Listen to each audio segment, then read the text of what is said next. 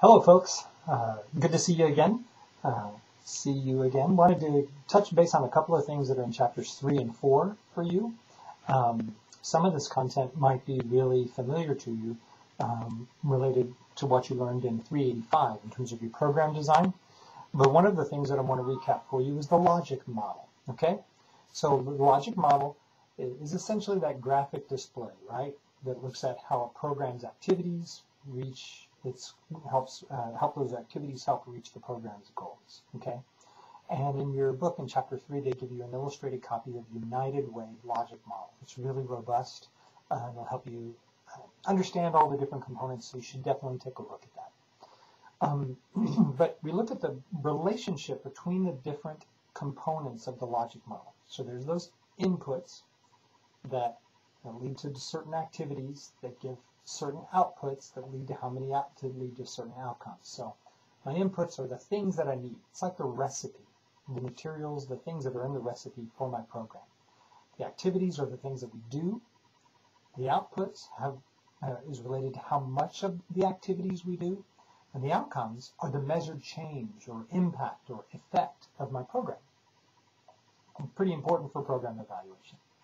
So I want to include a lot of people in the development of that logic model, and some of the folks that I want to record are my stakeholders, right?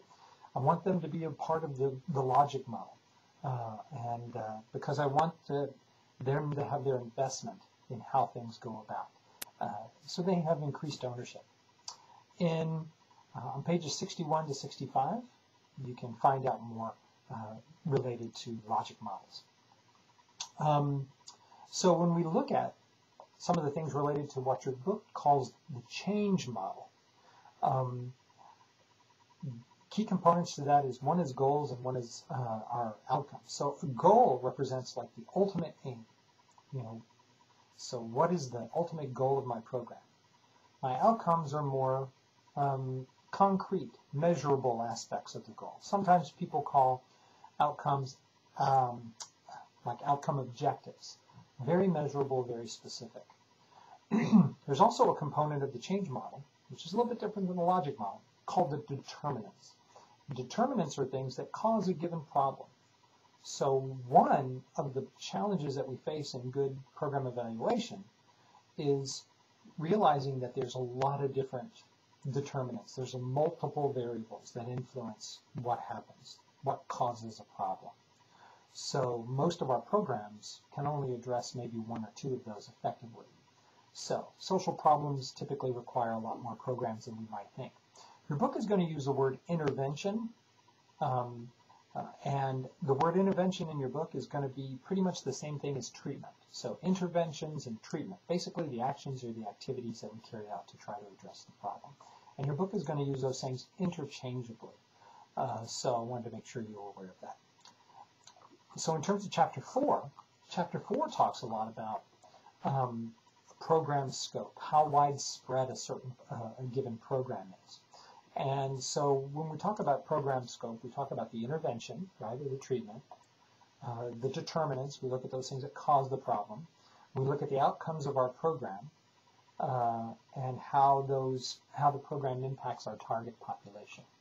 So that's what we talk about when we talk about program scope. So when we're looking at developing a program, and again, this should sound a little similar to what you learned in 385. We look at the relationship between the determinants of a problem, our interventions, and the outcomes and the ultimate goal, right, and how those things impact our population. So we begin by asking some certain questions. What problems do we want to alleviate or solve? You had to come up with a problem statement, right? What target population will we target? What programs or outcomes are going to be achieved? What program goals or outcomes are going to be achieved? What determinants or causes will be the focus of our specific program? Because we can't hit them all, right? Because there's multiple determinants. But the ones we choose will impact what we measure, right? And then what interventions will we use to try to impact those determinants? So there's a lot of different ways that an evaluator then can look at how we develop and explain the scope of a program. But one of those is by looking at the kind of a background information provision strategy. So what does that mean? Evaluators are going to gather a lot of empirical information regarding a community's needs, the characteristics of a target group. So let's say I find out that one of the needs in my community is homelessness. And so my target group maybe is going to be homeless single parents, in particular single mothers maybe, okay? And so from an intervention perspective and the buy-in from the stakeholders, how we put together a program to do that. So, so that needs assessment, and then also something called formative research. Formative research, don't let that sound too technical for you. Formative research is a whole lot like section 4 of your needs statement that you wrote in 385, the promising approaches.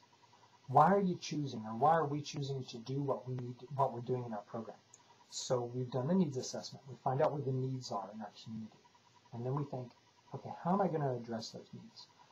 Formative research is what I've done in terms of finding out what's available, what programs have worked elsewhere to address that problem. So that's what formative research is. So those things are going to work together to help me define or design my program. And I need to have them put together well, right? Why am I doing what I'm doing? So I follow 4 steps. I identify the problem. I identify a target population, right, and which subgroups have the largest needs.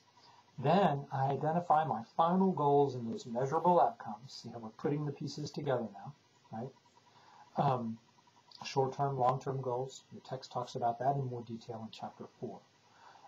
And then I want to identify the determinants that are likely to change the outcomes by, and I'm going to find those out by consulting with experts.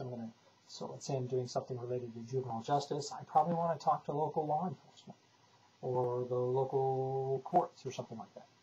I want to review literature, see what research says, right? Or I'm going to do some sort of meta-analysis of what I've learned about how these programs work. All those things work together in terms of helping me figure out, you know, the methods that I'm going to be following. In chapter 4, pages 109, 110, they give you some detail about the different determinants and how those impact our models and those sorts of things. Once we've done all that, then we can put together, particularly once we've determined the determinants, once we've figured out the determinants, we can select interventions. And again, I want my stakeholders to be a part of that because I want them to buy in. In other words, I also want them to financially support it, but have buy-in, investment in the program. Hopefully that'll help you a little bit with some of the concepts in chapter 3 and 4. We'll be posting our next discussion question very soon. But thanks for journeying. Thanks for traveling this far this semester.